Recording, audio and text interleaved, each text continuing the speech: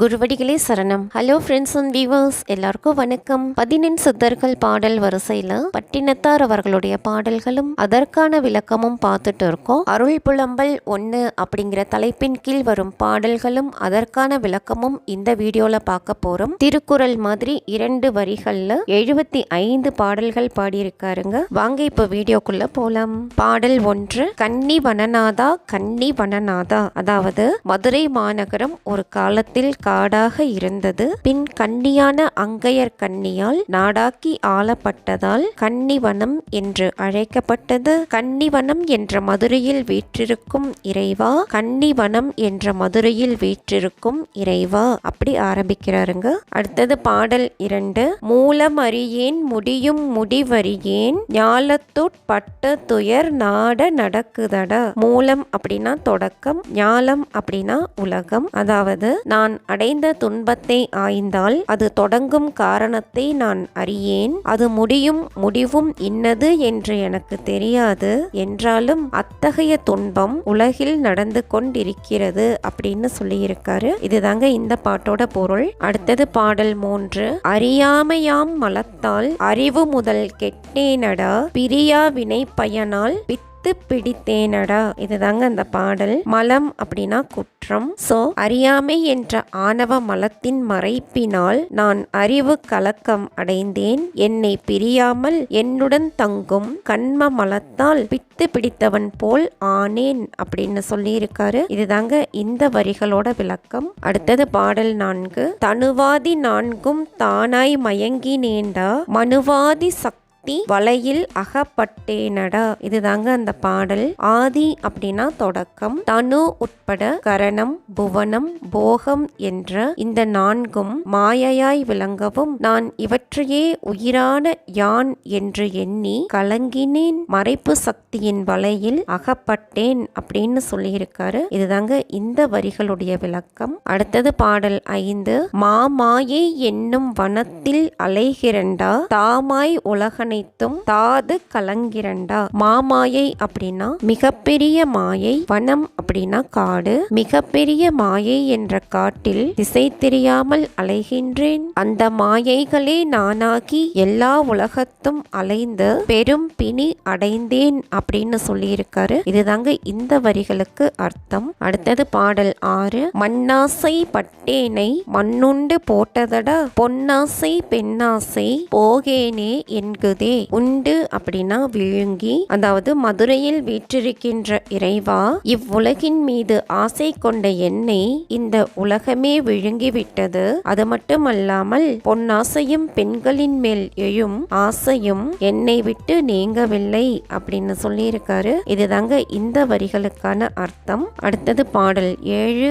மக்கள் சுற்றத்தாசை மறக்கேனே என்குதே திக்கரசாம் ஆசையது தீரேனே என்குதே. மக்கள் அப்படின்னா பிள்ளைகள், திக்கு அப்படின்னா திசை. என் மனமானது துறவு மேற்கொண்ட பின்பும் பிள்ளைகளையும் உறவினர்களையும் மறந்துவிட மறுக்கின்றது. 8 திசைகளையும் ஆள வேண்டும் என்ற ஆசை என்னை விட்டு அகல மறுக்கின்றது அப்படின்னு சொல்லியிருக்காரு. இதுதாங்க இந்த வரிகளோட அர்த்தம். அடுத்தது பாடல் 8. வித்தை கற்கும் ஆசையது விட்டொழியேன் என்குதே சித்து கற்கும் ஆசை சிதையேனே என்குதே. வித்தை அப்படின்னா கல்வி. உலகியல் கல்வியை கற்க வேண்டும் என்ற ஆசை என்னை விட்டு அகல மறுக்கின்றது. அட்டமா சித்திகளை கற்க வேண்டும் என்ற ஆசையும் என்னை விட்டு அகல மறுக்கின்றது அப்படின்னு சொல்லியிருக்காரு. இதுதாங்க இந்த வரிகளோட அர்த்தம். அடுத்தது பாடல் 9. மந்திரத்தில் ஆசை மறக்கேனே என்குதே சுந்தரத்தில் ஆசை துறக்கேனே என்குதே. சுந்தரம் அப்படின்னா அழகு. என் உள்ளமானது மந்திரம் கற்றுக்கொள்ள வேண்டும் என்ற ஆசையை மறக்க மறுக்கின்றது. அழகாக இருக்க வேண்டும் என்ற ஆசையையும் அது விடவில்லை அப்படின்னு சொல்லியிருக்காரு. இதுதாங்க இந்த வரிகளோட அர்த்தம். அடுத்தது பாடல் 10. கற்றுவர்க்க ஊக்கத்தாசை கழறேனே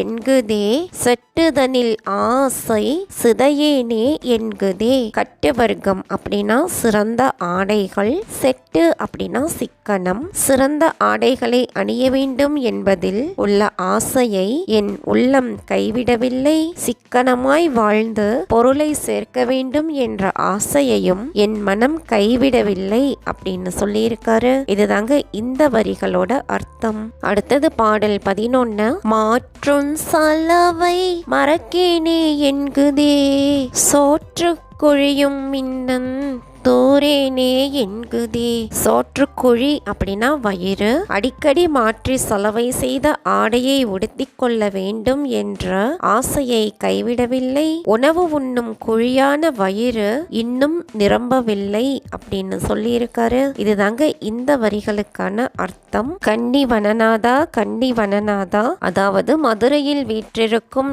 இறைவா, மதுரையில் வீற்றிருக்கும் இறைவா, ஐந்து புலனும் அடங்கேன் என்குதே சிந்தை தவிக்கிறதும் தேரேனே என்குதே. சிந்தை அப்படின்னா மனம். சுவை, ஒளி, ஊறு, ஓசை, நாற்றம் என்ற ஐந்து புலன்களும் என்னை விட்டு நீங்க மறுக்கின்றன. அவற்றில் ஆசை கொண்டு திரியும் மனமும் அவற்றால் உண்டாகும் தீமையை உணர மறுக்கின்றது அப்படின்னு சொல்லியிருக்காரு. இதுதாங்க இந்த வரிகளோட அர்த்தம். அடுத்தது பாடல் 14. காம குரோதம் கடக்கேனே என்குதே நாமே அரசென்று நாள்தோறும் எண்ணுதே. குரோதம் அப்படின்னா கோபம், நாள்தோறும் அப்படின்னா ஒவ்வொரு நாளும். என் மனத்தை விட்டு காமம் கோபம் என்பவை நீங்க மறுக்கின்றன. அந்த மனமும் நானே அரசன் என்று நாள்தோறும் எண்ணுகின்றது அப்படின்னு சொல்லியிருக்காரு. இதுதாங்க இந்த வரிகளோட அர்த்தம். அடுத்தது பாடல் 15. அச்சம் ஆங்காரம் அடங்கேனே என்குதே கைச்சும் இன்னும் மானங்கழறேனே என்குதே. அச்சம் அப்படின்னா பயம், ஆங்காரம் அப்படின்னா ஆணவம், கைச்சும் அப்படின்னா வெறுப்பு உண்டாகியும், அதாவது வலிமையானவரை கண்டு பயப்படும் பயமும், எளியவரை கண்டு அவரை விட நாம் பெரியவர் என்று கொள்ளும் ஆணவமும் அடங்கவில்லை. உலகியலை உணர்ந்து அதில் வெறுப்பு உண்டாகியும் அபிமானம் நீங்கவில்லை அப்படின்னு சொல்லியிருக்காரு. இதுதாங்க இந்த வரிகளோட அர்த்தம். 6வது பாடல். நீர்க்குமிழியாம் உடலை நித்தியமாய் எண்ணுதே ஆர்க்கும் உயராசை அழியேனே என்குதே. நித்தியமாய் அப்படின்னா நிலையானதாய், ஆர்க்கும் உயராசை அப்படின்னா அனுபவிக்கும் மிகுதியான ஆசை அப்படின்னு அர்த்தம். என் அறியாமை கொண்ட உள்ளமானது நீர் குமிழியை போன்று தோன்றி அழியும் இந்த உடலை அழிவில்லாததாய் எண்ணுகின்றது. அனுபவிக்கும் மிகுதியான ஆசையும் இருந்து கொண்டே இருக்கின்றது அப்படின்னு சொல்லியிருக்காரு. இதுதாங்க இந்த வரிகளோட அர்த்தம். அடுத்தது பாடல் 17. கண்ணுக்கு கண் எதிரே கட்டையில் வேக கண்டும் எண்ணும் திறமாய் இருப்போமென்று எண்ணுதே. திறமாய் அப்படின்னா நிலைத்திருப்பதாக அப்படின்னு அர்த்தம். அதாவது கண்ணெதிரில் காணும்படி மக்கள் உடல் விறகில் இடப்பட்டு வெந்து சாம்பல் ஆவதை கண்டிருந்தும் நாம் எக்காலத்திலும் நிலையாக இருப்போம் என்று என் உள்ளம் எண்ணுகின்றதே அப்படின்னு சொல்லியிருக்காரு. இதுதாங்க இந்த வரிகளோட அர்த்தம். அடுத்தது பாடல் 18. அனித்தியத்தை நித்தியமென்றாதரவா எண்ணுதே தனித்திருக்கேன் என்குதே தனை மறக்கேன் என்குதே. அனித்தியம் அப்படின்னா நிலையற்ற பொருள், அதாவது என் உள்ளமானது நிலையற்ற பொருளை நிலையானது என்று அதனை தனக்கு ஆதரவாகவும் நினைக்கின்றது. நிட்டையில் தனித்திருக்க எண்ணுவதில்லை, மனத்தை ஒருமுகப்படுத்துவதில்லை அப்படின்னு சொல்லியிருக்காரு. இதுதாங்க இந்த வரிகளோட அர்த்தம். அடுத்தது பாடல் 19. நரக குழியும் மின்னும் நான் புசிப்பேன் என்குதே உரக படத்தல்குள் உனை கெடுப்பேன் என்குதே. புசிப்பேன் அப்படின்னா விழுங்குவேன், உரகம் அப்படின்னா பாம்பு, அதாவது நரக குழியும் இன்னும் நான் உன்னை எடுத்து விழுங்கி விடுவேன் என்கின்றது. பாம்பின் படம் போன்றிருக்கும் பெண்களின் அல்குலும் உன்னை கெடுத்து அழிப்பேன் என்கிறது அப்படின்னு சொல்லியிருக்காரு. இதுதாங்க இந்த வரிகளோட அர்த்தம். அடுத்தது பாடல் 20. குறும்பை முளையும் குடிக்கெடுப்பேன் என்குதே அரும்பு விழியும் என்றன் ஆவி ஆவி உண்பேன் என்குதே. குறும்பை அப்படின்னா தென்னங்காய், அரும்பு அப்படின்னா குவளை மலர், ஆவி அப்படின்னா உயிர். அதாவது பெண்களின் தென்னங்காயை போன்ற கொங்கையானது என் குடும்பத்தை கெடுத்து விடுவேன் என்கின்றது. அவர்களின் குவளை மலர் போன்ற கண்கள் உயிரை பறிப்பேன் என்கின்றன அப்படின்னு சொல்லியிருக்காரு. இதுதாங்க இந்த வரிகளோட அர்த்தம். அடுத்தது பாடல் 21. மாதர் உருக்கொண்டு மரளி வஞ்சம் எண்ணுதே ஆதரவு மற்றுங்க அறக்காய் உருகிரண்டா. மாதர் அப்படின்னா பெண்கள், மரளி அப்படின்னா யமதர்மன். யமதர்மன் பெண்களின் உருவத்தை கொண்டு என் உயிரை பறிக்க எண்ணுகின்றான். அதனால் பெண்கள் மீது உண்டான ஆசையினால் உள்ளமானது உதவியின்றி நெருப்பில் இட்ட அரக்கு போன்று உருகுகின்றது அப்படின்னு சொல்லியிருக்காரு. இதுதாங்க இந்த வரிகளோட அர்த்தம். அடுத்தது பாடல் 22. கந்தனை ஈன்றருளும் கன்னிவனநாதா எந்த விதத்தில் நான் ஏறி படருவண்டா.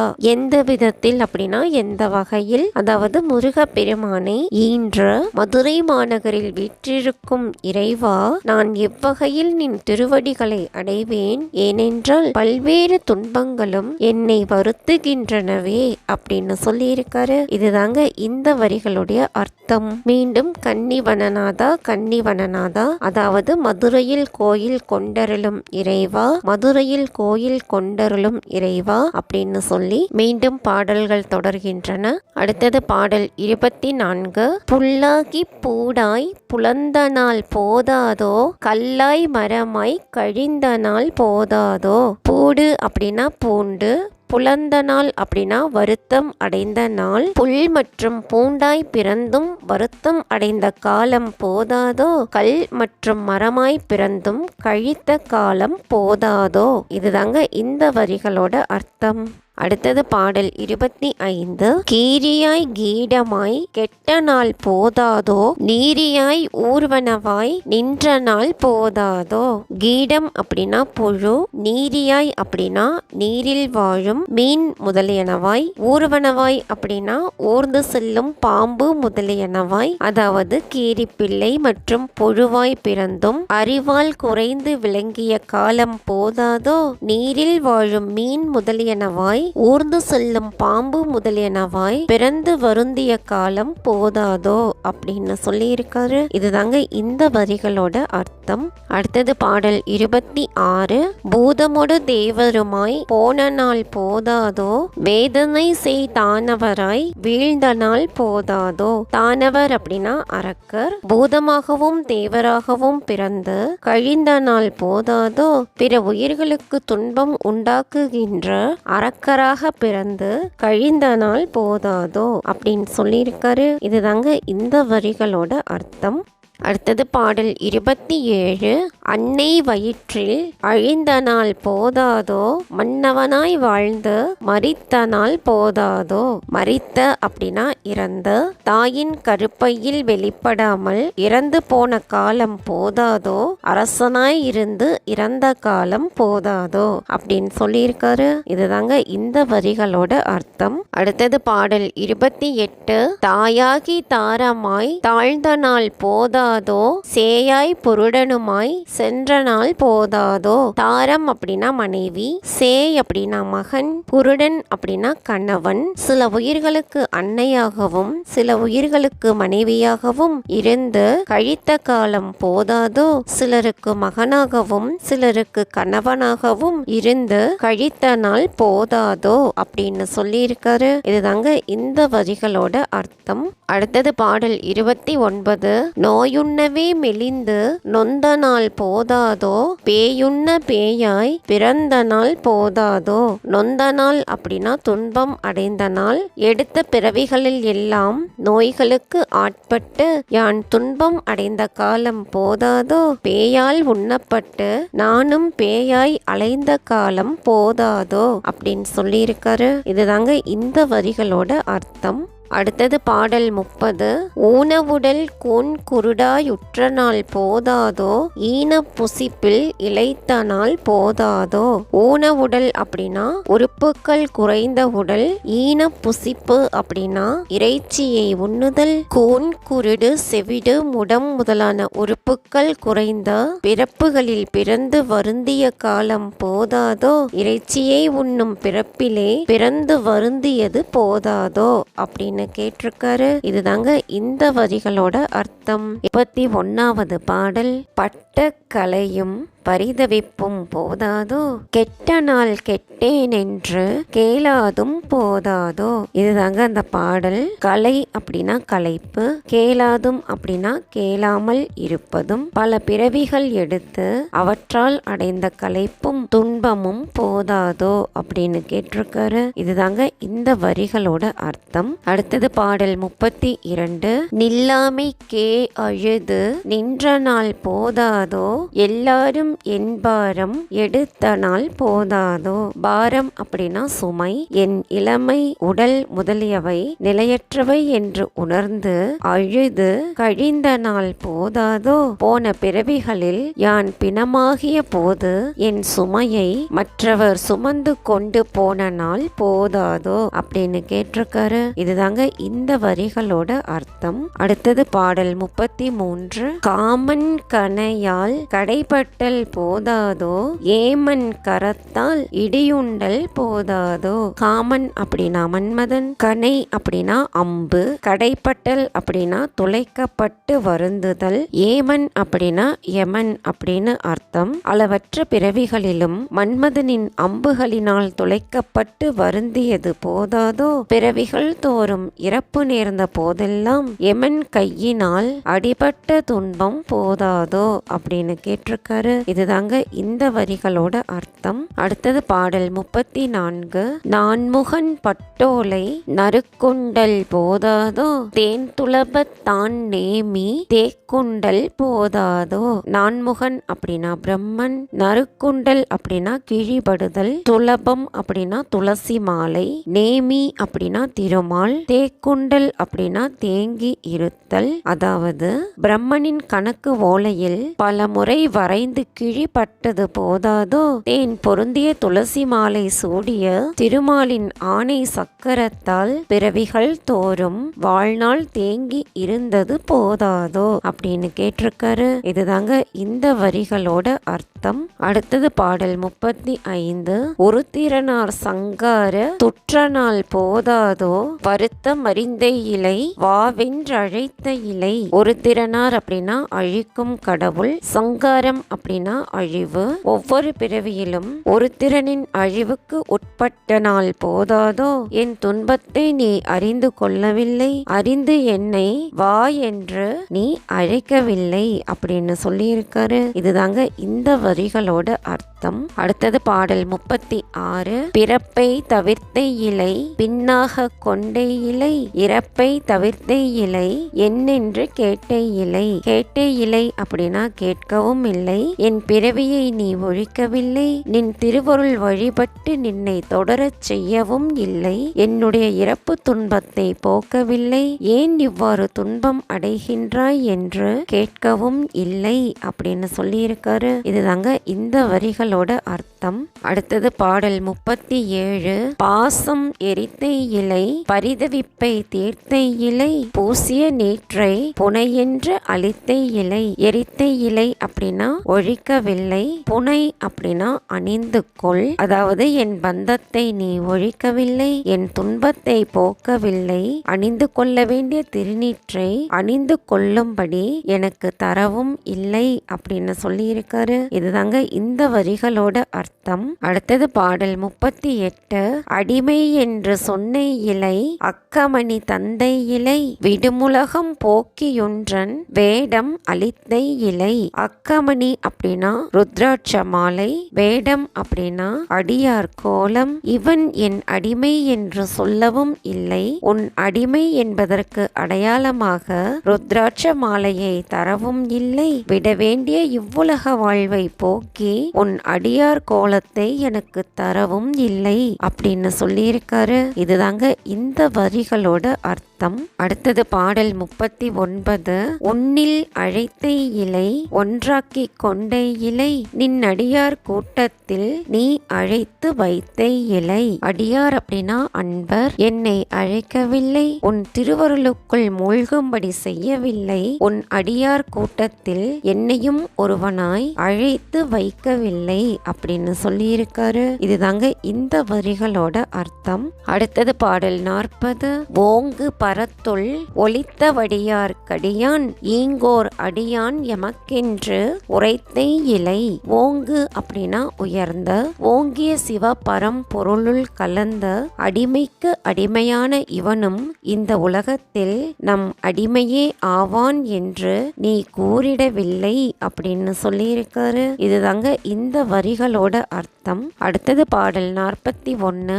நாமம் தரித்தை இலை நான் ஒழிய நின்ற இலை சேம அருளில் ஞான சிந்தித்த அழைத்தை இலை. நாமம் அப்படின்னா திருப்பெயர். இவன் சிவனடியான் என்னும் பெயரை எனக்கு நீ அளிக்கவில்லை. நான் அழிய நீயேயாகி நிற்கவும் இல்லை. நின் சேம திருவருளில் நான் இருக்கும்படி சேர்க்க நினைக்கவும் இல்லை அப்படின்னு சொல்லியிருக்காரு. இதுதாங்க இந்த வரிகளோட அர்த்தம்.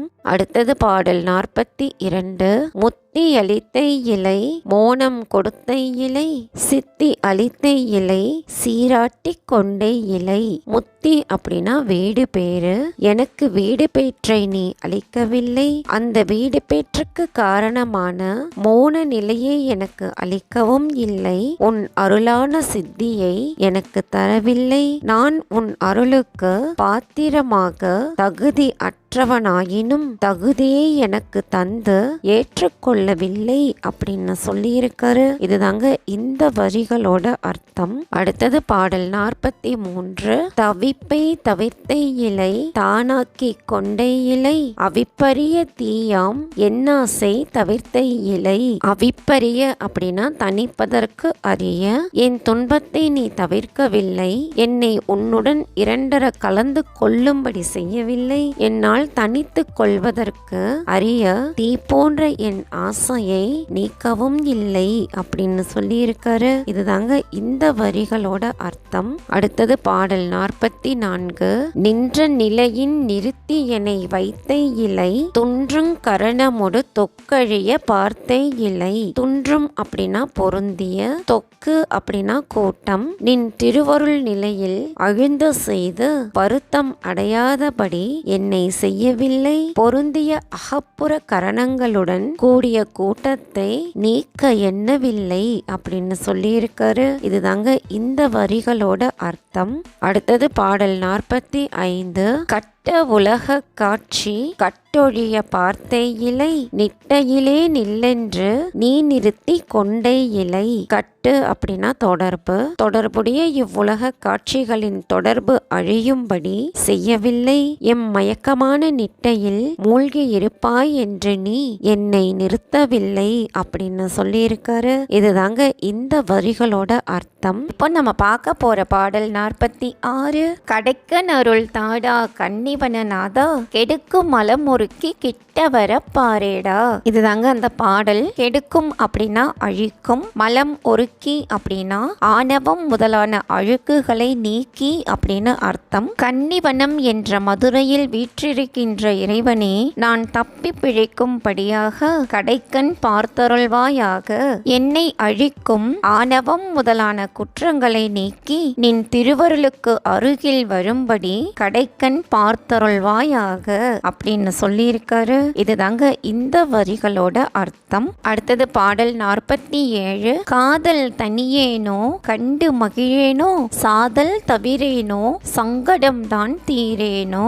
இதுதாங்க அந்த பாடல். காதல் அப்படின்னா உலக வாழ்க்கையில் உண்டான ஆசை, சங்கடம் அப்படின்னா துன்பம். இவ்வுலக வாழ்க்கையில் உண்டான ஆசை நின் கடைக்கண் நோக்கம் பெற்று தீரப் பெற மாட்டேனோ, தீர்ந்தால் உன்னை கண்டு மகிழ்ச்சி அடைய மாட்டேனோ, அவ்வாறு மகிழ்ந்து பிறப்பு இறப்பு என்பனவற்றிலிருந்தும் தப்பி பிழைக்க மாட்டேனோ, அவற்றால் உண்டான துன்பம் நீங்க பெற மாட்டேனோ அப்படின்னு கேட்டிருக்காரு. இதுதாங்க இந்த வரிகளோட அர்த்தம். அடுத்தது பாடல் 48. உன்னை துதியேனோ ஊர் நாடி வாரேனோ பொன்னடியை பாரேனோ பூரித்து நில்லேனோ. இதுதாங்க அந்த பாடல். துதியேனோ அப்படின்னா வணங்க மாட்டேனோ, பூரித்து அப்படின்னா மகிழ்ந்து அப்படின்னு அர்த்தம். எல்லாம் வல்ல இறைவா, உன்னை வணங்க மாட்டேனோ, நீ வீற்றிருக்கின்ற ஊர்களை தேடி வரேனோ, வந்து நின் அழகான தாமரை மலர் போன்ற திருவடிகளை காண மாட்டேனோ, கண்டு உள்ளமும் உடலும் மகிழ்ந்து நிற்க மாட்டேனோ அப்படின்னு கேட்டிருக்காரு. இதுதாங்க இந்த வரிகளோட அர்த்தம். அடுத்தது பாடல் 49. ஓங்கார பொற்சிலம்பின் உல்லாசம் பாரேனோ, பாங்கான தண்டை பலபணியும் பாரேனோ.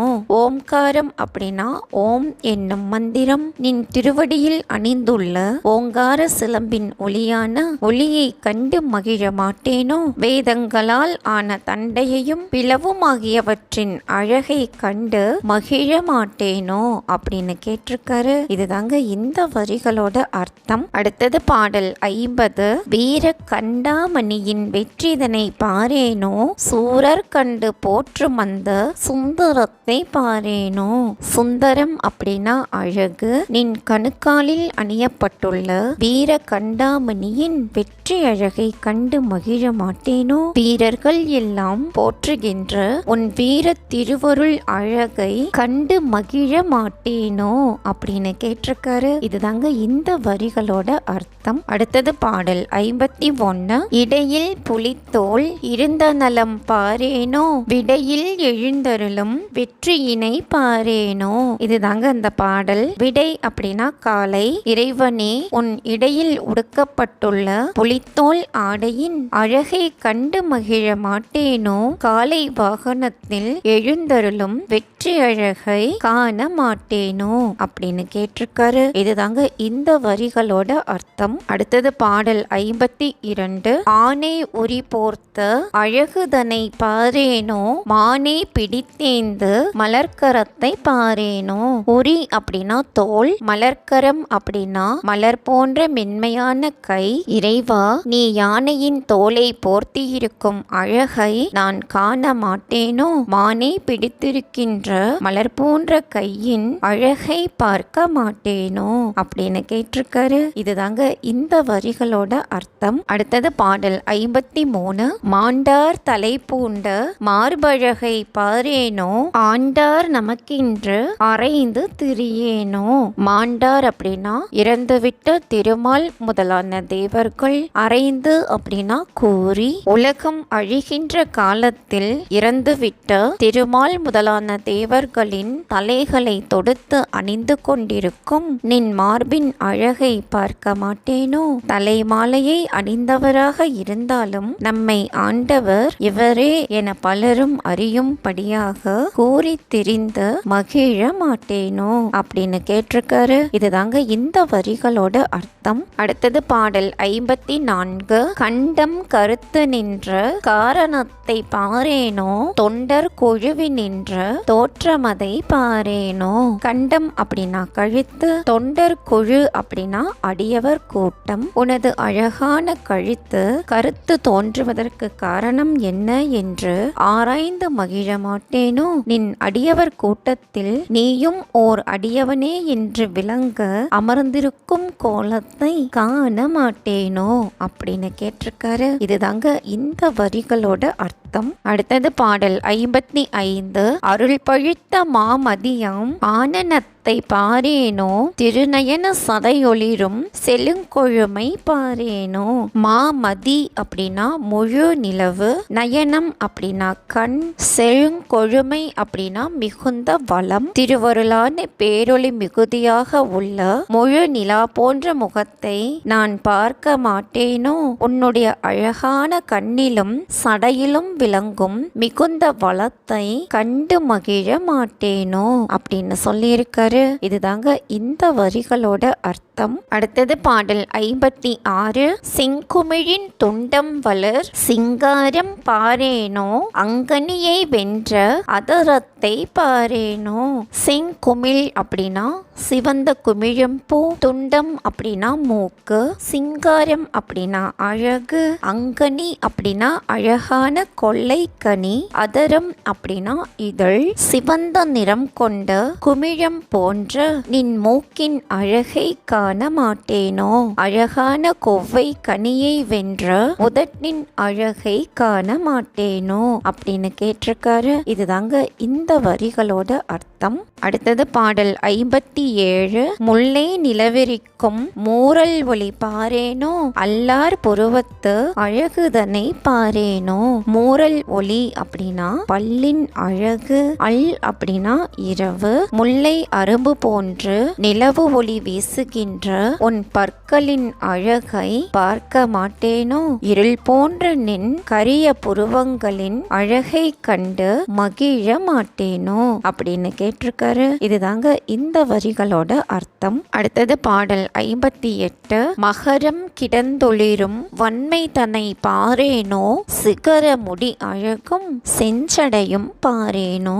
மகரம் அப்படின்னா மகர குண்டலம் என்ற காதணி, சிகர முடி அப்படின்னா உச்சி கொண்டை, மகர குண்டலம் என்ற காதணி நின் காதுகளில் கிடந்து ஒளிரும் மிகுந்த அழகை பார்க்க மாட்டேனோ. உன் உச்சி கொண்டையின் அழகையும் கண்டு மகிழ மாட்டேனோ அப்படின்னு கேட்டிருக்காரு. இதுதாங்க இந்த வரிகளோட அர்த்தம். அடுத்தது பாடல் 59. கங்கையோடு திங்க நின்ற காட்சிதனை பாரேனோ பொங்கரவை தான் சடையில் பூண்ட விதம் பாரேனோ.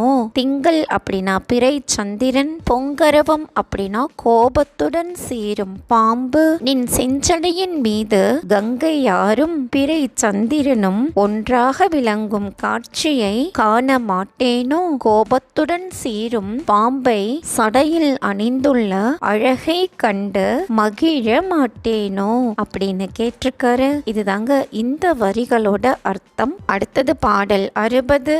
சரக்கொன்றை பூத்த சடைக்காட்டை பாரேனோ எருக்கரு ஊமத்தை அணி ஏகாந்தம் பாரேனோ.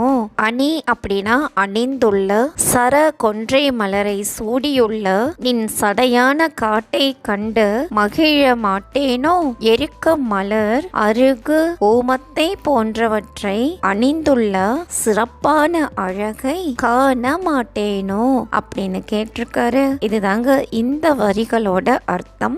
பார்க்க போற பாடல் அருள் புலம்பல் என்ற தலைப்பின் கீழ் வரும் 61வது பாடல். கொக்கிற்கு சூடி நின்ற கொண்டாட்டம் பாரேனோ அக்னியை ஏந்தி நின்ற ஆனந்தம் பாரேனோ. இதுதாங்க அந்த பாடல். அக்னி அப்படின்னா நெருப்பு. தான் பெற்ற வெற்றியின் அடையாளமாக கொக்கின் இறகை சூடிய வெற்றி கொண்டாட்டத்தை பார்க்க மாட்டேனோ. தன் அழித்தல் தொழிலுக்கு அடையாளமாக நெருப்பை ஏந்தி நின்று ஆடும் ஆனந்த கூத்தை பார்க்க மாட்டேனோ அப்படின்னு கேட்டிருக்காரு. இதுதாங்க இந்த வரிகளோட அர்த்தம். அடுத்தது பாடல் 62. தூக்கிய காலும் துடியிடையும் பாரேனோ தாக்கு முயலகன் மேல் தாண்டவத்தை பாரேனோ.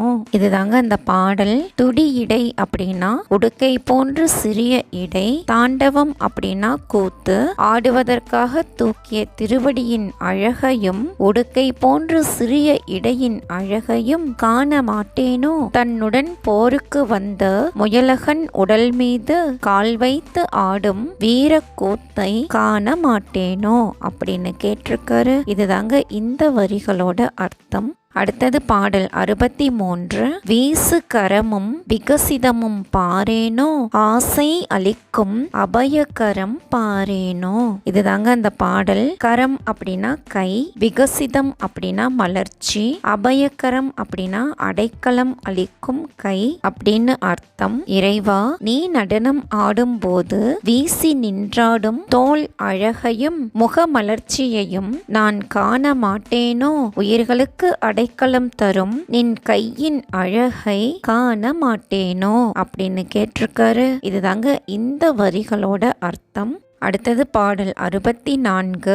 அரிபிரமர் போற்ற அமரர் சய சயன பெரியம்மை பாகம் வளர் பேரழகை பாரேனோ. இதுதாங்க அந்த பாடல். அரி அப்படின்னா திருமால், அமரர் அப்படின்னா தேவர், பெரியம்மை அப்படின்னா உமாவதி தேவியார். அதாவது திருமாலும் பிரம்மனும் வாழ்த்திடவும் இந்திரன் முதலான தேவர்கள் அனைவரும் வெல்க வெல்க என்று கூறவும் உலகின் பெரும் தாயான உமாதேவியார் நின் பாகத்தில் பொருந்தி வளர்கின்ற அம்மையப்பனான நின் பேரழகை காண மாட்டேனோ அப்படின்னு கேட்டிருக்காரு. இதுதாங்க இந்த வரிகளோட அர்த்தம். அடுத்தது பாடல் 65.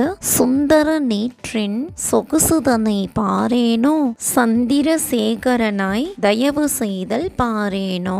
இதுதாங்க அந்த பாடல். சுந்தர நீரு அப்படின்னா அழகிய வெந்நீரு, சொகுசு அப்படின்னா அழகு, தயவு செய்தல் அப்படின்னா அருள் செய்தல். அதாவது அழகிய வெந்நீரு அணிந்த திருமேனியின் அழகை காண மாட்டேனோ, பிறையை சூடிய பெருமானாய் தோன்றி அன்பர்க்கு அருள் செய்வதை காண மாட்டேனோ அப்படின்னு கேட்டிருக்காரு. இதுதாங்க இந்த வரிகளோட அர்த்தம். 66வது பாடல். கெட்ட நாள் கெட்டாலும் கிருபை இனி பாரேடா, பட்ட நாள் பட்டாலும் பதம் எனக்கு கிட்டாதோ.